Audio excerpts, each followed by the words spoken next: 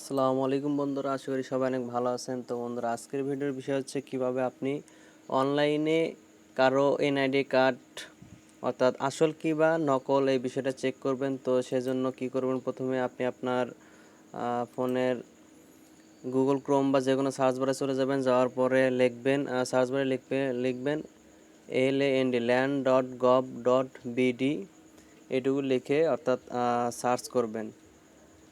এটুকু লিখে সার্চ করার পরে সবার মোবাইলে বা পিসি হোক যেটাই হোক এরকম একটা ইন্টারফেস চলে আসবে। তো একটু নিচের দিকে স্ক্রল করে দেখতে পারবেন অনেক অপশন লেখা আছে, নামজারি, ই নামজারি, ভূমি উন্নয়ন কর, স্মার্ট ভূমি উন্নয়ন কর। তো আমরা ই নামজারিতে চলে যাব। তারপর নিচের দিকে স্ক্রল করে চলে আসার পর দেখতে পাবেন নামজারি আবেদন নামে একটা অপশন। তো নামজারি আবেদন অপশনে ক্লিক করে দিই। দেওয়ার পরে এখানে দেখতে পাচ্ছেন এরকম একটা ইন্টারফেস। তো নামজারি আবেদনে এখানে ঢুকলে দেখতে পান জমির মালিকানা ক্রয় এগুলো এবং অনেক অপশন দেখতে পান। এগুলো প্রায়গুলোতেই হ্যাঁ দিয়ে দিবেন এবং 18 বছর ঊর্ধ্বে সকল গ্রহীতা জাতীয় পরিচয়পত্র আছে কিনা হ্যাঁ এবং গ্রহীতা দিয়ে দিবেন। দেওয়ার পরে নিচে একটা অপশন দেখতে পাবেন জাতীয় পরিচয়পত্র নম্বর, জন্ম তারিখ এবং ইমেইল এবং মোবাইল নম্বর চাইবে, এগুলো আপনারা দিয়ে দিবেন সঠিক। এবং দেওয়ার পরে নিচে আরও যে অপশন দেখতে পাচ্ছেন এগুলা সব পূরণ করে দেবেন। রাজশাহী জেলা, বিভাগ বা উপজেলা, মৌজা যেটা হোক দিয়ে দেবেন।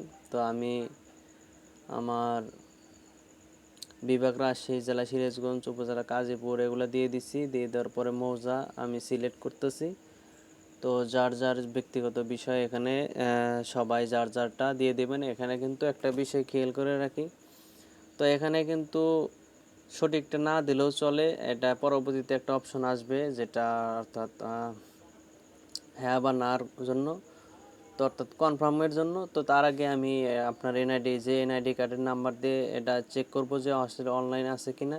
এটা কিন্তু চেক করা যায়, দেখা যায়। তো সেজন্য এখানে আপনি ভুল তথ্য দিলেও এখানে কোনো একটা সমস্যা হয় না।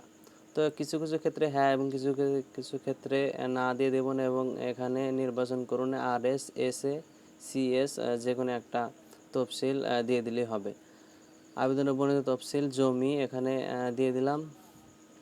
দিয়ে দেওয়ার পরে আবার ভালোভাবে চেক করি সবগুলো আর কি নম্বরের সবগুলো টিক দেওয়া হয়েছে কিনা।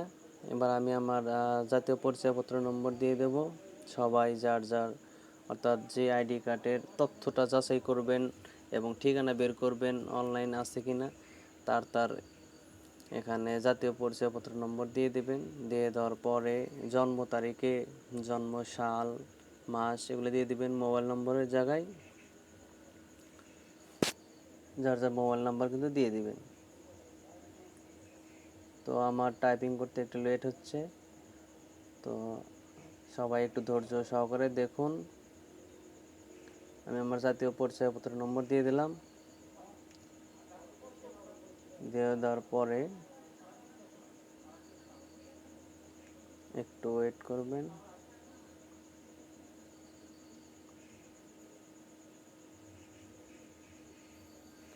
জাতীয় পরিচয়পত্র নম্বর দেওয়ার পরে জন্ম তারিখে এখানে জন্ম সালটা সিলেক্ট করে দেবেন।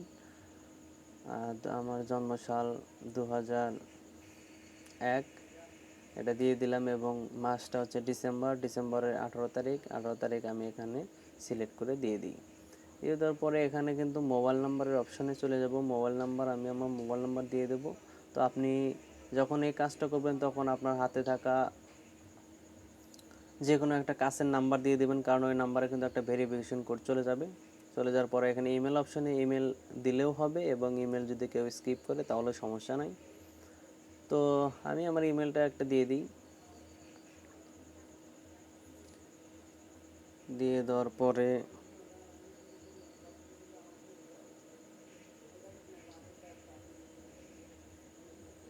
আমি আবার পুরোপুরি বিষয়টা দেখে নিই সবগুলোতে আসলে টিক দেওয়া হয়েছে কিনা।